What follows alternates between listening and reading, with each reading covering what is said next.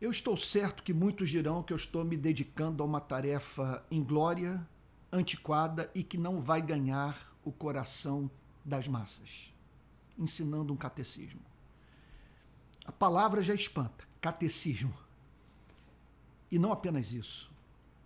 Está subentendido nesse curso que eu não consigo dissociar o cristianismo da doutrina, que não creio em cristianismo real, vivo, saudável, autêntico, sem o conhecimento da verdade que liberta.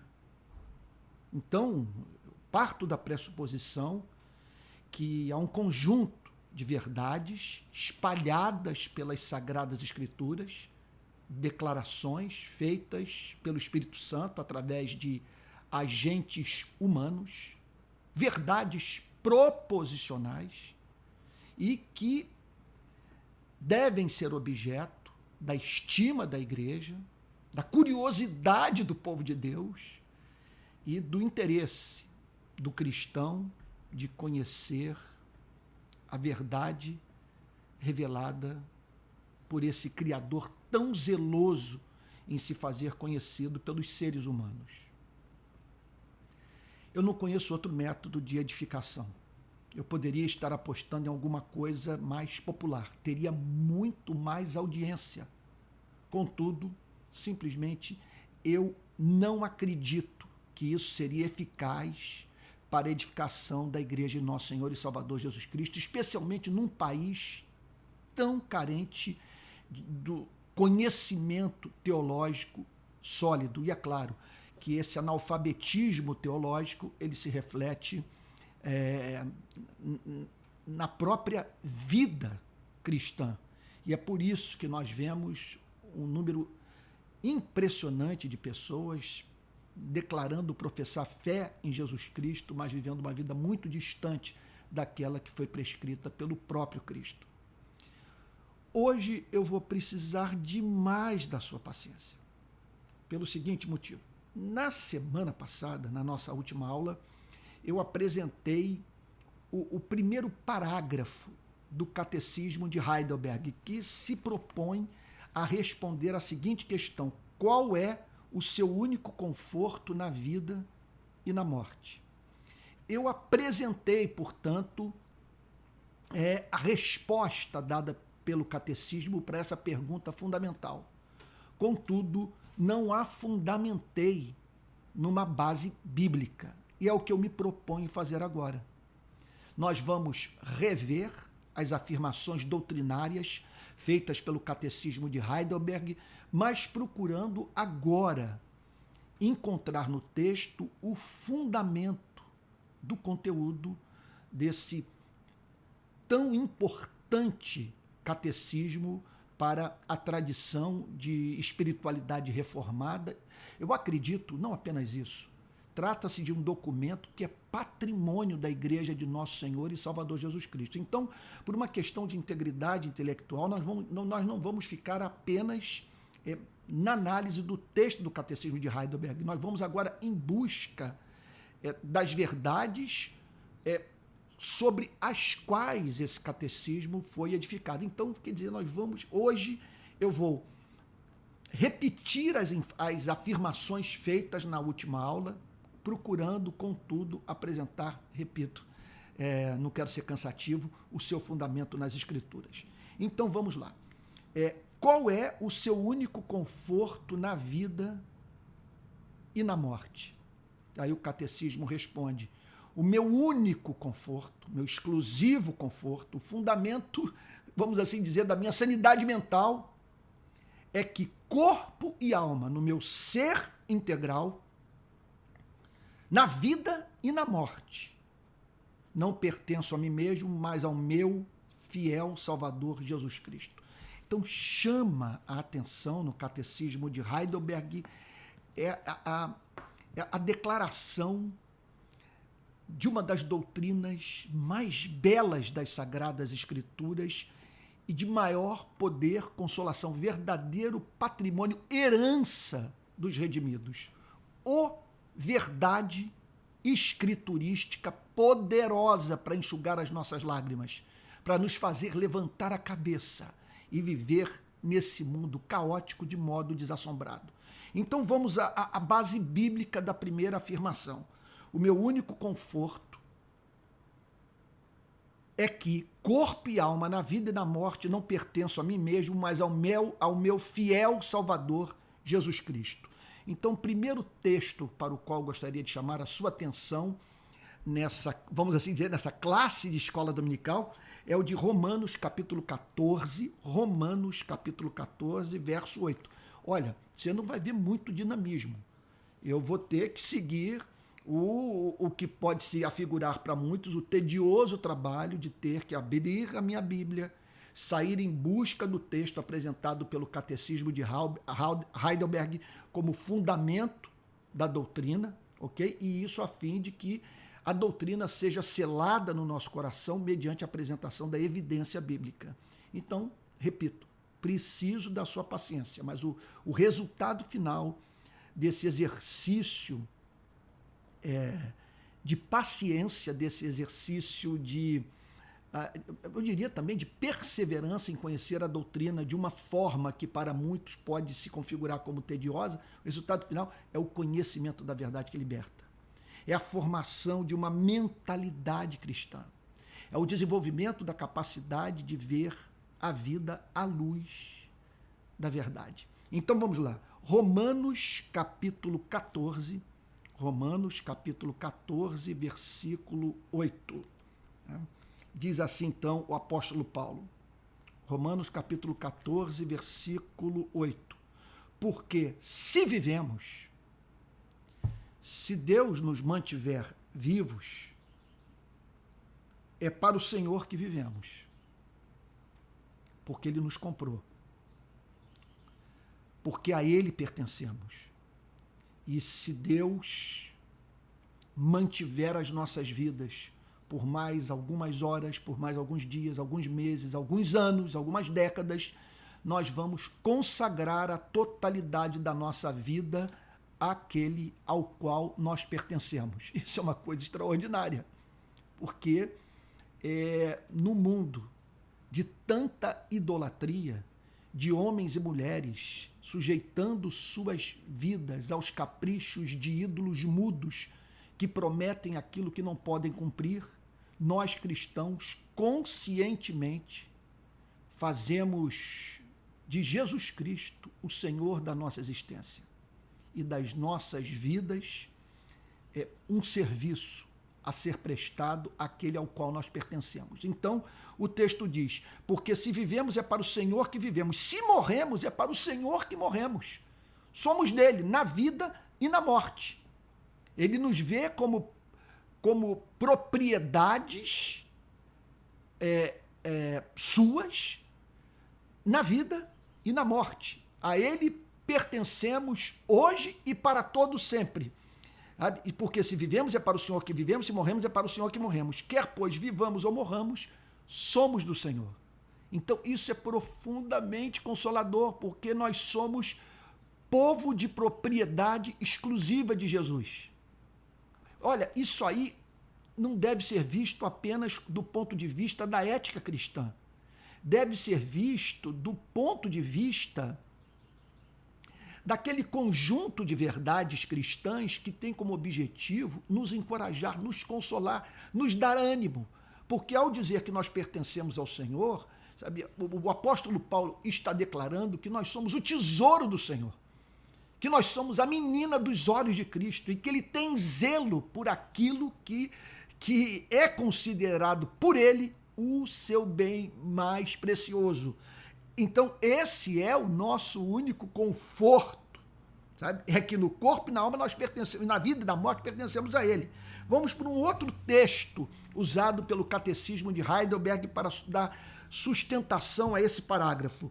1 aos Tessalonicenses, capítulo 5, versos... 1 aos Tessalonicenses, capítulo 5, versos 9 e 10. Então, vamos lá? 1 aos Tessalonicenses, capítulo 5, versos 9 e 10. Porque Deus não nos destinou para a ira, Louvado seja o nome do Senhor. Se somos de Jesus, no dia do juízo final, nós não vamos ouvir sentença condenatória. Deus não nos destinou para só o conhecermos como um Deus irado que tem que aplicar a sua justiça a nós, não 1000 vezes não, mas para alcançar a salvação mediante o nosso Senhor Jesus Cristo. Agora, olha o fundamento, que morreu. Veja como que o catecismo de Heidelberg está certo ao afirmar que nós, na vida e na morte, no corpo e na alma, pertencemos a Jesus. Olha lá, que morreu por nós, para que, quer vigiemos, quer durmamos, vivamos em união com Ele. Porque a Ele pertencemos e é inimaginável para Cristo dissociar a sua vida da nossa vida. Está eternamente ligado a você e a mim. Louvado e exaltado seja o seu nome.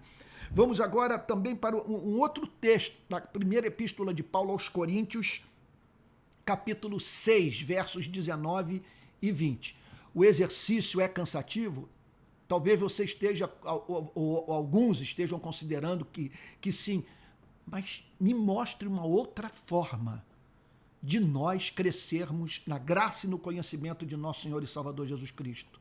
Então vamos em frente, porque o amor pela verdade, o desejo de conhecer o nosso Deus deve ser a força motriz dessa dedicação ao exame da doutrina. Nós o fazemos porque amamos a Deus. E porque amamos a Deus, nós queremos conhecê-lo de uma forma mais profunda. Então vamos lá. 1 Coríntios, capítulo 6, versos 19 e 20. 1 Coríntios, capítulo 6, versos 19 e 20. Olha só o que diz o texto. Será que vocês não sabem que o corpo de vocês é santuário do Espírito Santo que está em vocês e que vocês receberam de Deus e que vocês não pertencem a vocês mesmos? Olha a base da doutrina. Quantas vezes na sua vida você ouviu um pregador pregar sobre a doutrina como é que eu poderia dizer? Do senhorio de Cristo sobre a vida da sua igreja, desse pertencimento a Cristo. E isso visto do ponto de vista da segurança da nossa salvação. Porque somos propriedades de alguém que nos tem autoestima e que nos ama. Quer dizer, que é capaz de fazer uma avaliação do nosso valor, sabe, numa tal extensão que ele se sentiu movido a se vestir de carne, ossos e sangue e vir para esse planeta para nos redimir dos nossos pecados. E o apóstolo Paulo prossegue dizendo: será que vocês não sabem que o corpo de vocês é santuário do Espírito Santo? Isso, meu Deus, que declaração. Que está em vocês e que vocês receberam de Deus e que vocês não pertencem a vocês mesmos, porque vocês foram comprados por preço. Agora, pois, glorifiquem a Deus no corpo de vocês. Então, há uma dimensão ética nisso. Como eu pertenço a Ele, eu devo viver para a revelação das suas virtudes, para que a sua beleza seja refletida na minha vida. Agora, ao mesmo tempo, algo profundamente consolador, porque se eu pertenço a Ele, Ele haverá de tratar com zelo aquilo que é tão precioso aos seus olhos. E prossigamos então agora para 1 Coríntios, capítulo 3, verso 23. 1 Coríntios, capítulo 3, versículo 23, que diz assim, que 1 Coríntios, e vocês são de Cristo e Cristo é de Deus. Mais uma vez o apóstolo Paulo afirmando que nós pertencemos a Cristo e nisso consiste a nossa consolação. Uma outra passagem, Tito, capítulo 2, verso 14. Vamos lá para Tito, capítulo 2, o que deve ter de página de Bíblia se descolando aí, sabe, nesse domingo. Vamos lá, primeira epístola de Tito, Tito, não tem primeira Timóteo, segunda Timóteo, agora Tito não. É uma única epístola. Tito, capítulo 2, verso 14. Vamos lá. Diz assim a palavra de Deus, Tito 2, 14. Ele deu a si mesmo por nós. Se entregou por nós. Ele não veio para ser um exemplo. Ele veio para morrer por nós na cruz, embora ele seja um exemplo. Ele deu a si mesmo por nós, a fim de nos remir de toda iniquidade e purificar. Olha, observa que a vinda de Cristo foi para nos libertar da servidão do pecado. Foi para apagar as nossas iniquidades. Foi para tratar do problema mais grave da nossa vida, que é o pecado. Então ele deu a si mesmo por nós, a fim de nos remir de toda iniquidade e purificar para si mesmo um povo exclusivamente seu, dedicado à prática de boas obras. Mais uma vez, o lado profundamente confortador da verdade e aquilo que nós poderíamos chamar de um imperioso chamado para reproduzirmos o cristianismo nas nossas vidas. Pertencemos a Cristo, e porque nós pertencemos a Cristo, nós devemos viver dedicados à prática das boas obras, que são as obras prescritas por Deus na sua palavra, e não aquelas inventadas pelas instituições religiosas. Agora, porque pertencemos a Ele, podemos viver com confiança na vida e na morte, porque somos dele no corpo e na alma. Vamos agora para uma outra passagem das Sagradas Escrituras que confirma o ponto. Primeira Epístola de Pedro, capítulo 1, versos 18 e 19. Primeira Epístola do Apóstolo Pedro, capítulo 1, versos 18 e 19. Vamos lá.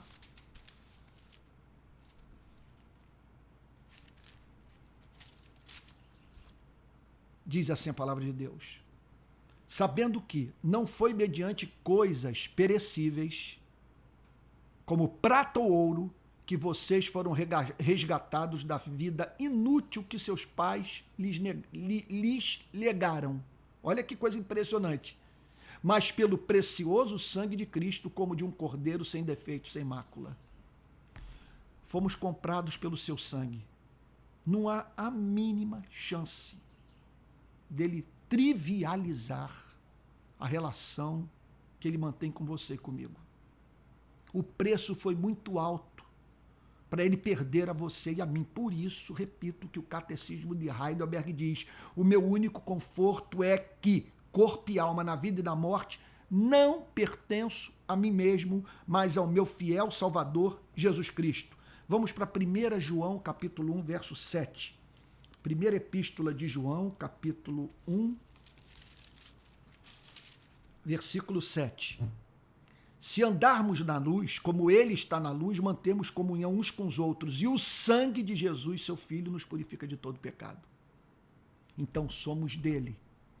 E a condição para que pertençamos a ele e possamos ter assegurada a nossa redenção e a entrada na Nova Jerusalém, sabe, a condição é o perdão de pecados, é a purificação das nossas iniquidades. E foi justamente isso que aconteceu e que é ressaltado pelo Catecismo de Heidelberg. Se andarmos na luz como ele está na luz, mantemos comunhão uns com os outros.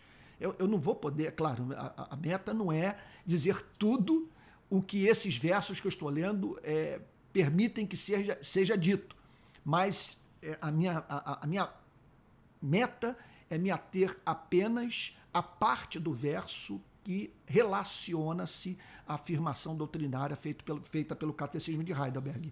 Então, mantemos comunhão uns com os outros, e o sangue de Jesus Cristo, de Jesus, seu Filho, nos purifica de todo pecado. Louvado seja o seu nome.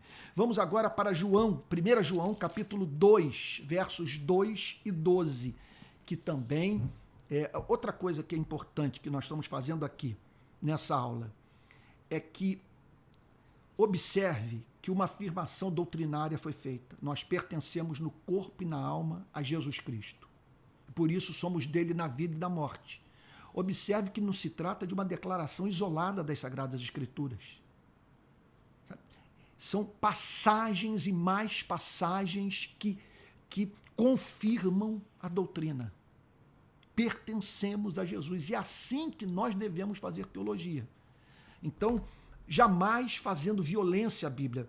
Quer dizer, interpretando uma passagem de modo repulsivo para as demais passagens das Sagradas Escrituras. Temos que partir do pressuposto que a Bíblia é obra de um único autor. Em última análise é isso, o Espírito Santo. E que o Espírito Santo não vai desrespeitar a nossa natureza, que abomina o contraditório. Aquilo que no céu e na terra é impossível de ser harmonizado, uma vez que se constitui numa verdadeira contradição. Nós encontramos paradoxos e mistérios na Bíblia. Encontramos doutrinas que são paradoxais. São os dois lados de uma mesma moeda. São verdades presentes claramente nas Sagradas Escrituras e que, sob um exame mais acurado, podem ser compreendidas por nós. Há textos que até hoje, há doutrinas que até hoje demandam mais luz por parte da igreja, para além daquela que recebeu, e, portanto, o que os cristãos fazem é tão somente continuar defendendo a doutrina, embora ela esteja além do entendimento humano. Observe que é uma coisa diferente nós afirmarmos que há contradições nas Sagradas Escrituras. Nós nos deparamos com paradoxos, com as chamadas antinomias. Daí a importância de nós tomarmos cuidado de não elevarmos um lado da verdade à condição de verdade completa. Eu sempre declaro isso, porque é um erro cometido por muitos pregadores, por muitos crentes e membros das mais diferentes igrejas. Então, a Bíblia ensina, por exemplo, essa é o paradoxo clássico, abordado em sala de aula, quando tratamos da diferença entre mistério, contradição e paradoxo, que é a soberania de Deus e a liberdade humana. Então, tudo ocorre de acordo com a liberdade, de acordo com a vontade divina. A porta que ele fecha, ninguém abre. A porta que ele abre, ninguém fecha. No céu está o nosso Deus, tudo faz como lhe agrada. E, ao mesmo tempo, a Bíblia diz que nós somos livres. Olha o texto lá dizendo que ai daquele por intermédio de quem o Filho do Homem está sendo traído. E a mesma Bíblia que faz essa declaração afirma que Judas fez tudo aquilo que estava predeterminado. Não me peço para explicar isso, mas ambas as verdades são encontradas nas Sagradas Escrituras. Difícil conciliação. Agora, nós nos deparamos também nas Sagradas Escrituras com mistérios, que são verdades que nós só conhecemos mediante revelação. E nas quais nós acreditamos em razão da autoridade daquele que apresenta a verdade a nós, que é o Espírito Santo. Então, verdades que a filosofia não pode ter acesso. A razão humana, sem a assistência do Espírito Santo, mediante revelação, sabe, não tem como a essas verdades chegar. Então, tudo isso para dizer o seguinte: nesse exame do Catecismo de Heidelberg, nós estamos aprendendo a fazer teologia. Observe que esses homens não são uns loucos. Eles fazem uma afirmação doutrinária e depois saem em busca para o conforto, para a edificação, para o amadurecimento da igreja, saem em busca daquilo que serviu de base para o enunciado teológico. Vamos prosseguir aqui então nesse exercício penoso, mas que vai produzir fruto eterno na sua e na minha vida. Vamos agora para 1 João, capítulo 8, versos 34, 35 e 36. João, capítulo 8, versos 34, 35 e 36. Eu estou tão preocupado em não perder o seu coração que eu fico aflito até com o barulho da Bíblia. É uma coisa muito monótona. Eu estou aqui manuseando a Bíblia, procurando as passagens e tal, e eu estou usando uma Bíblia nova também.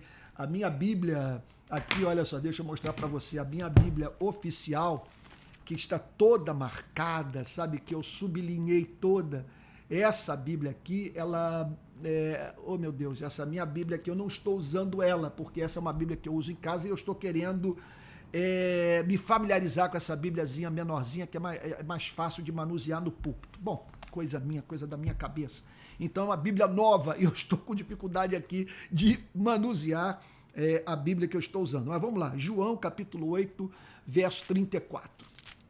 João 8, versículo 34. Diz assim. Jesus respondeu. Calma aí. Essa passagem tem relação com mais uma verdade presente nesse parágrafo do Catecismo de Heidelberg. Olha lá. O meu único conforto é que corpo e alma, na vida e na morte, não pertenço a mim mesmo, mas ao meu fiel Salvador Jesus Cristo, que ao preço do seu próprio sangue pagou totalmente pelos meus pecados e me libertou completamente do domínio do pecado. Então, está aí a declaração doutrinária e nós já vimos o fundamento para ela. Agora veja, ele me protege tão bem que contra a vontade de meu Pai do céu não perderei nenhum fio de cabelo. Vamos ver, portanto, o que as Escrituras Sagradas têm a dizer sobre essas declarações. João capítulo 8, verso 34 e 36. Perdoe-me por repetir. E Jesus respondeu, em verdade lhes digo que todo aquele que comete pecado é escravo do pecado. Então, quem vive sujeito ao pecado, quem vive sob domínio do pecado, no reino do pecado, aquele cujo espírito da mente é o pecado, que é movido pelo egoísmo, esse não tem parte com Cristo. Ele prova que não viveu aquela experiência. Ele vos libertou do império das trevas e vos transportou para o reino do Filho do seu amor. Então, essa não é a condição dos filhos de Deus.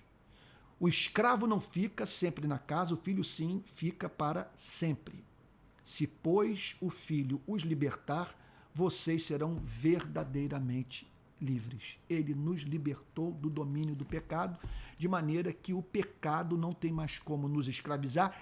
E outro ponto de fundamental importância, ele não tem como matar a graça no nosso coração.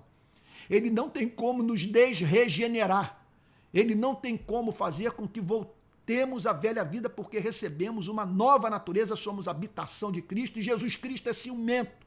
Somos habitação do Espírito Santo, e Jesus Cristo arde de ciúme por nós. E tem zelo por nós, e o preço que ele pagou foi altíssimo para que nós não nos perdêssemos. Vamos para uma outra passagem, em Hebreus capítulo 2, versos 14 e 15. Hebreus 2, versos 14 e 15, diz assim: visto, pois, que os filhos têm participação comum de carne e sangue, também Jesus igualmente participou dessas coisas, para que por sua morte destruísse aquele que tem o poder da morte, a saber, o diabo. Ele destruiu aquele que tem o poder da morte, aquele que nos mantinha em cativeiro.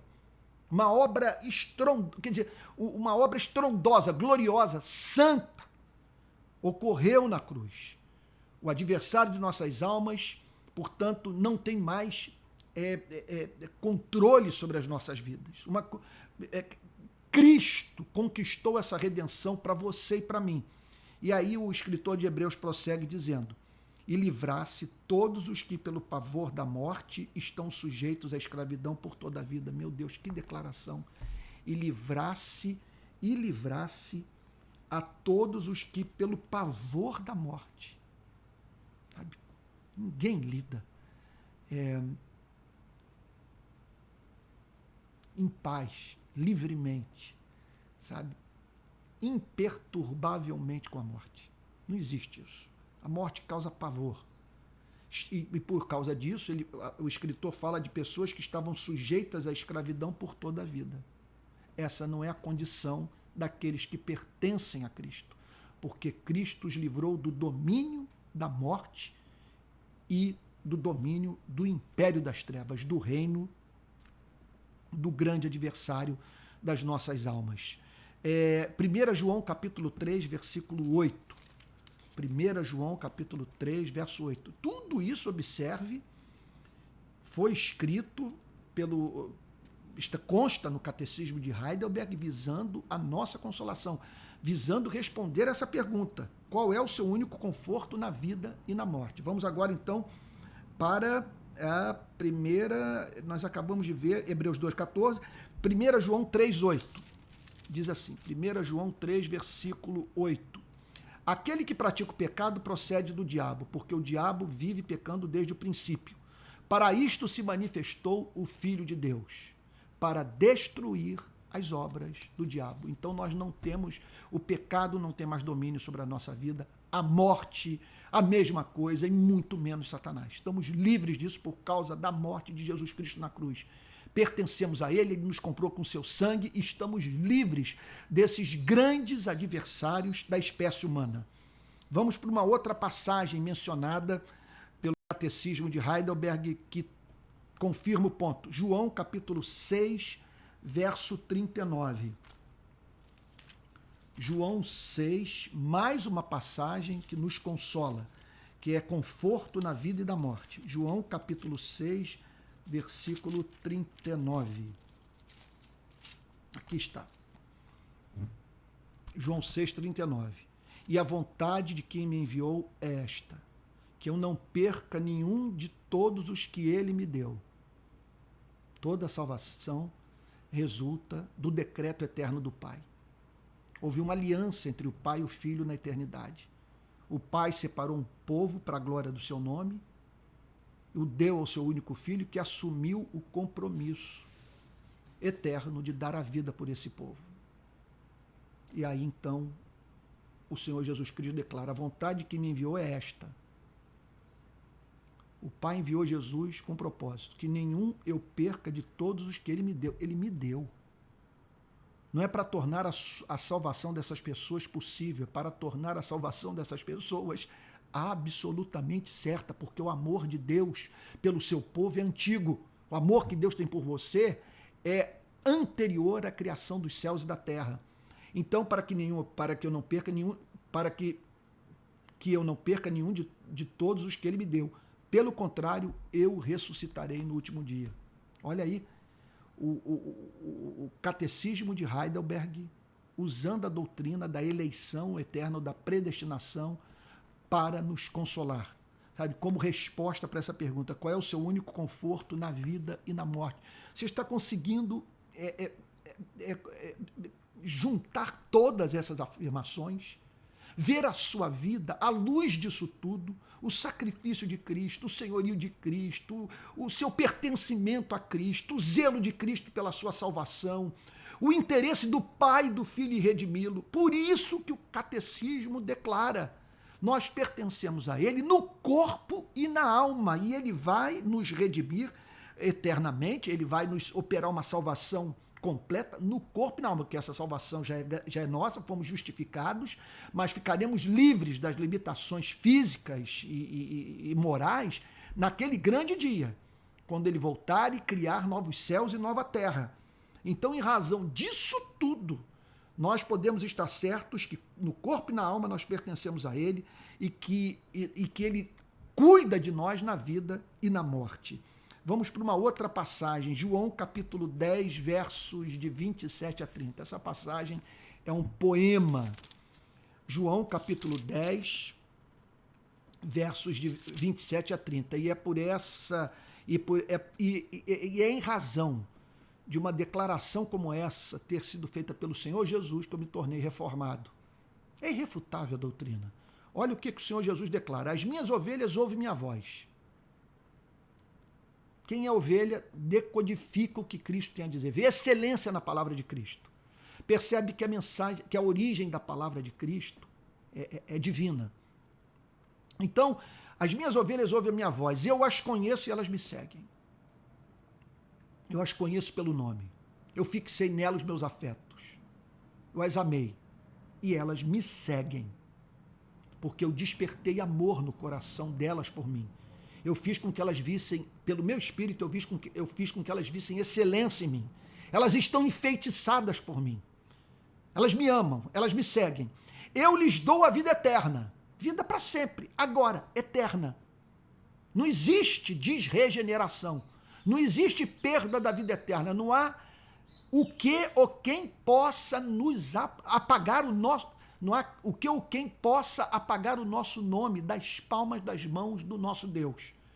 Ou arrancar o seu e meu nome do livro da vida. Eu lhes dou a vida eterna, jamais perecerão e ninguém as arrebatará das minhas mãos ou da minha mão, diz o Senhor Jesus. Você está entendendo por que o catecismo, perdoe repetir, qual é o seu único conforto na vida e na morte? O meu único conforto é que corpo e alma na vida e na morte não pertenço a mim mesmo, mas ao meu fiel Salvador Jesus Cristo, que ao preço do seu próprio sangue pagou totalmente por todos os meus pecados e me libertou completamente do domínio do pecado. Tá aí. E olha que coisa impressionante. Aquilo que meu Pai me deu é maior do que tudo e da mão do Pai ninguém pode arrebatar. Essa é a nossa consolação na vida e na morte. Vamos para um outro texto agora, de 2 Tessalonicenses 3:3. Segunda Epístola aos Tessalonicenses, capítulo 3.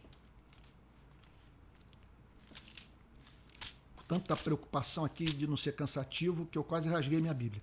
Primeiro, 2 aos Tessalonicenses, é isso, né? 2 aos Tessalonicenses, deixa-me ver aqui, capítulo 3, versículo 3. Diz assim: mas o Senhor é fiel, ele os fortalecerá e os guardará do maligno. Ele tem uma aliança, ele é fiel, ele jamais deixará de cumprir aquilo que ele pactuou com você. Então, ele é fiel à sua palavra, ele é fiel a você e a mim. Ele os fortalecerá, ele dará a você e a mim graça para que nas tentações, todas as que vierem, nós saiamos vitoriosos e o maligno não consiga obter vitória definitiva sobre as nossas vidas. Olha lá, ou nas nossas vidas, ou nos derrotar de uma forma inapelável, impossível, diz Tessalonicenses capítulo 3, versículo 3, 2 Tessalonicenses 3:3. Vamos para um outro texto agora, 1 Pedro 1:5, essa passagem também é gloriosa. 1 Pedro capítulo 1, versículo 5, que diz assim, falando da igreja, que são guardados pelo poder de Deus mediante a fé para a salvação preparada para ser revelada no último tempo. Somos guardados por Deus mediante a fé para essa salvação, que vai se manifestar no último tempo, porque ela ainda porque é um lado dela processual. Do ponto de vista da santificação, ela é processual. E a glorificação é alguma coisa que já se iniciou, que nós podemos dar como consumada, assim como por ser absolutamente certa, mas que somente se tornará plena quando essa presente ordem passar e forem estabelecidos novos céus e nova terra. Então, prossigamos aqui agora para Mateus capítulo 10, versos 29 e 30. Olha só, esse versículo serve de base para uma declaração adicional desse parágrafo primeiro do Catecismo de Heidelberg. Ele me protege tão bem que, contra a vontade de meu Pai do céu, não perderei nem um fio de cabelo. Olha que coisa impressionante. Vamos lá então para Mateus capítulo 10, versos 29 e 30. Mateus 10, 29 e 30. Olha o que diz. Não se vendem 2 pardais por uma moedinha? Entretanto, nenhum deles cairá no chão sem o consentimento do Pai de vocês. Deus é soberano. Verso 30. Palavra de Jesus. E quanto a vocês, até os cabelos da cabeça de vocês estão todos contados. Bom, outra passagem, Lucas, capítulo 21, verso 18. Lucas 21, versículo 18. Diz assim. Espero também que eu não esteja indo tão rápido a ponto de você não conseguir encontrar as passagens na Bíblia. Olha, Lucas 21, 18. Mas não se perderá um só fio de cabelo da cabeça de vocês. É um amor obsessivo, meticuloso. Vamos agora para uma outra passagem, Romanos 8, 28. Por que Romanos 28 está sendo citado pelo Catecismo de Heidelberg? Em razão dessa declaração, olha, que foi feita logo após essa que acabamos de ver. Ele me protege tão bem que, contra a vontade de meu Pai do céu, não perderei nem um fio de cabelo. Agora, em seguida, o catecismo declara: na verdade, tudo coopera para o meu bem, o seu propósito para a minha salvação. Meu Deus do céu, é impressionante como que nada, como que o ponto é muito fácil de ser defendido. A Bíblia é muito objetiva em dizer, muito clara. São muitas as passagens que confirmam o ponto doutrinário tão defendido pelo chamado calvinismo ou pela fé reformada. A nossa redenção é absolutamente certa. Vamos lá então para Romanos 8, 28. Passagem conhecida de todos, uma das promessas mais lindas das Sagradas Escrituras. Romanos 8, 28 diz assim: sabemos que todas as coisas cooperam para o bem daqueles que amam a Deus, daqueles que são chamados segundo o seu propósito. Quer dizer, o governo providencial de Deus faz com que todas as coisas cooperem para o bem. Que bem é esse? A nossa redenção final, a glorificação, a visão beatífica, a manifestação da beleza de Cristo na nossa vida, para todo sempre, sabe? E de modo crescente. Louvado seja o nome do nosso Deus. Eu sugeriria que você desse uma olhada no meu YouTube, numa pregação sobre essa passagem. Teve gente que foi levada às lágrimas.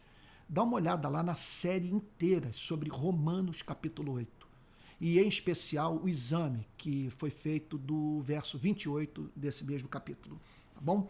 Vamos lá então para Romanos 8, 16. Olha o que diz aqui Romanos 8 e 16. O próprio Espírito confirma com o nosso Espírito que somos filhos de Deus. Porque o Catecismo de Heidelberg usa esse verso em razão de uma outra declaração. Pelo seu Espírito, ele também me garante a vida eterna e me torna disposto a viver para ele daqui em diante de todo o coração. Então tá aí, Romanos 8, 16, 2 aos Coríntios 1, 22. Vamos lá para 2 aos Coríntios, capítulo 1, verso 22, que diz assim, olha lá. 2 aos Coríntios 1, verso 22. Que também pôs o seu selo em nós e nos deu o penhor do Espírito em nosso coração. O Espírito testifica com o nosso Espírito que somos filhos de Deus, essa é uma experiência que nós devemos buscar. O Espírito é o penhor, é a garantia dessa redenção, é a primeira parte dessa obra que se tornará plena na parousia, na presença final de Cristo nesse planeta, quando ele virá não mais como um bebê, como um carpinteiro, para ser espancado, para ser moído, para ser torturado pelos homens e morto, mas virá como um guerreiro que vem montado num cavalo branco, como diz o livro de Apocalipse, que virá para vencer e dar fim a toda essa sorte de iniquidade presente nesse planeta. Então é isso que nos ensina 2 Coríntios, capítulo 1, verso 22. Vamos para 2 Coríntios, capítulo 5, versículo 5, que diz assim: ora, foi o próprio Deus quem nos preparou para isto, dando-nos o penhor do Espírito. A presença do Espírito Santo em nós é a garantia que nenhum inimigo de fora poderá usar como cabeça de ponte alguma fraqueza sua e minha a fim de nos afastar em definitivo de Jesus. O Espírito Santo blinda o nosso coração, de modo que temos as nossas tentações e quedas, mas por sermos habitação do Espírito, nenhum tropeço é definitivo na vida dos verdadeiros filhos de Deus. E agora, mais um verso, nós já vimos 2 Coríntios, capítulo, nós acabamos de ver 5:5, agora Efésios, capítulo 1, versos 13 e 14.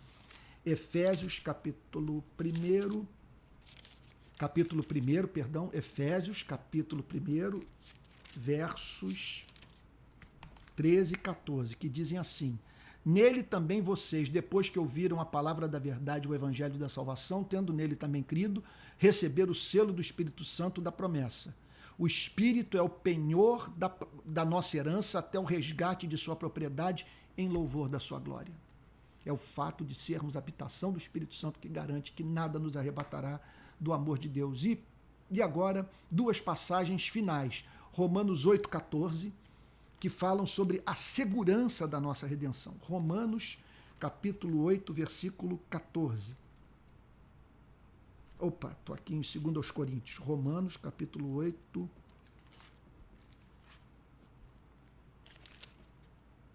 verso 14. Diz assim: pois todos os que são guiados pelo Espírito de Deus são filhos de Deus. Sabe? Não há como nós errarmos o caminho.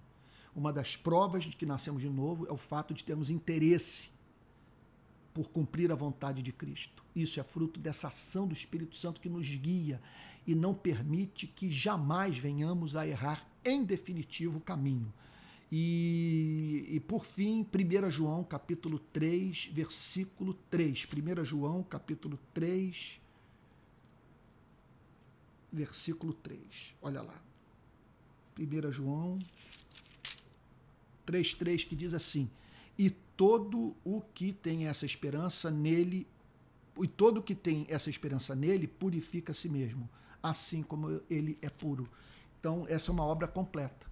Você é levado a ter essa esperança pela redenção, anelar por viver nesse país, nesse planeta santo, na Nova Jerusalém, e isso opera de modo santificador na sua vida, fazendo com que você se prepare para a chegada do dia em que entrará pelas portas da frente, sabe? Pelos portões da Nova Jerusalém. Então observe, olha agora aqui eu vou concluir. Olha que coisa linda. Qual é o seu único conforto na vida e na morte? Pense nisso. O que pode lhe trazer esperança? O que pode consolar o seu coração nesse mundo tenebroso? O quê? Olha a resposta. Vamos pegar agora ponto por ponto, somar tudo e ver a nossa vida à luz desse amor ardente que se evidencia, que se tornou claro nas Sagradas Escrituras dessa forma multicolorida. Olha que coisa linda. O meu único conforto é que corpo e alma, na vida e na morte, no meu ser integral, na vida e no dia da minha partida, não pertenço a mim mesmo. Sou propriedade de Cristo. Olha só, primeiro motivo de consolação. Eu não pertenço a mim mesmo, mas ao meu fiel Salvador, leal a mim, Jesus Cristo, absolutamente amável, que ao preço do seu próprio sangue pagou totalmente pelos meus pecados. Então estou livre de toda condenação. Ele conquistou essa redenção para mim. Não há nada que possa impedi-la de se cumprir na minha vida. E me libertou completamente do domínio do pecado. Eu estou livre do reino do pecado. Eu não sou mais escravo do pecado. Observe que para todas essas afirmações nós vimos ampla base neotestamentária. Em seguida, diz o catecismo, ele me protege também. Olha, é afirmação após afirmação. Eu confesso que eu estou aqui ministrando essa aula e sentindo os efeitos consoladores desse conjunto de verdades relativas à segurança do crente.